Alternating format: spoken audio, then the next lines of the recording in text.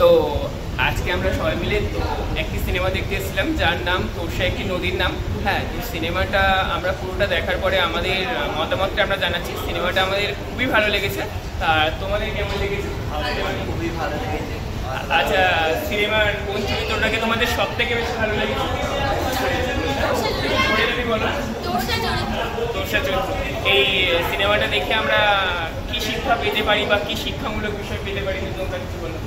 মানুষের মধ্যে জেরাল করতে কারণ এখন বড়লোক বা গরিব লোকের মধ্যে যে ভেদাভেদটা এখন ফুটে ওঠে, সেটা এখানকার একটা বিনোদের একটা প্রতিচ্ছবি আমরা দেখতে পেয়েছি। তার মানে এটাই বোঝানো হচ্ছে যে এখনকার যে আমরা দুটো সমাজ মানে হিন্দু মানে আপনার গরিব অথবা বড়লোক যে দুটো স্ট্যাটাস মেনটেন, সেটাকেই বলা হচ্ছে সিনেমাটার মাধ্যমে, সেটাকেই তুলে ধরা হচ্ছে যে দুটো সমাজের যে ভেদাভেদটা এখনো পর্যন্ত আছে সেই ভেদাভেদটাকে আর যেন না রাখা হয়, দুটো যেন সমানভাবে আমাদেরকে সম্মান করা হয়, এটুকুই।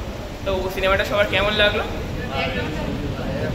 কাল স্বপ্নই কথা বলবে যেন দুঃখের আয়ু কম।